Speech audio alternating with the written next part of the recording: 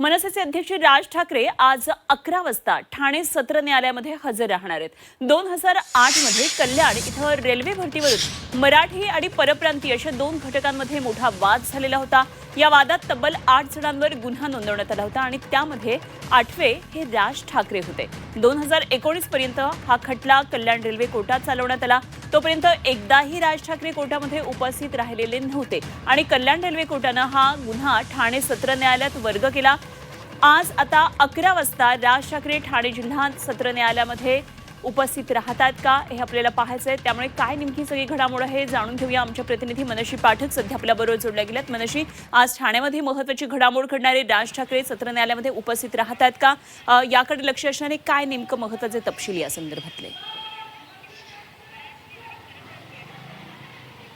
आज राज ठाकरे हे Thane chief justice magistrate कोर्टासमोर हजर राहतील आणि जसं आता आपण सांगितलं की रेल्वे बोर्ड भरती परीक्षा, त्यानंतरचं ठाणे स्टेशन बाहेर झालेला गोंधळ आणि एकंदरीतच राज ठाकरेंचं या संपूर्ण प्रकरणाशी संबंधित असलेलं प्रक्षोभक भाषण या संदर्भातली ही केस आहे आणि कल्याण कोर्टातून ट्रान्सफर होऊन ती आता ठाण्यात गेलेली आहे। त्याच्यामुळे ठाण्यात आज राज ठाकरे कोर्टासमोर हजर राहतील।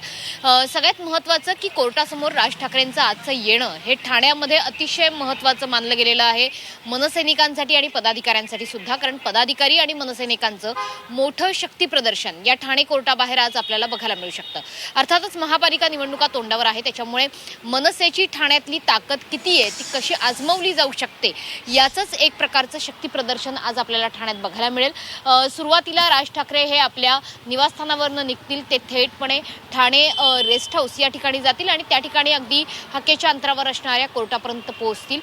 अर्थातच हा जो एकंदरीत रेस्ट हाऊसवरून कोर्टापर्यंत जाण्याचा जो त्यांचा काही पावलांचा प्रवास आहे, त्या ठिकाणी जोरदार शक्ती प्रदर्शन केलं जाईल। इतकंच नाही तर जेव्हा राज ठाकरे कोर्टामध्ये उपस्थित होतील तेव्हा सुद्धा पदाधिकारी आणि मनसैनिक यांची गर्दी आपल्याला कोर्टाच्या बाहेर बघायला मिळू शकते। अर्थात कोर्टाची प्रोसिडिंग ही कोर्टामध्ये होईलच, मात्र त्या निमित्ताने आज ठाण्यामध्ये मनसेचं मोठं शक्ती प्रदर्शन बघायला मिळू शकते। ठाण्यातले महत्त्वाचे जे पदाधिकारी आहेत ते सुद्धा यावेळी उपस्थित राहणार आहेत।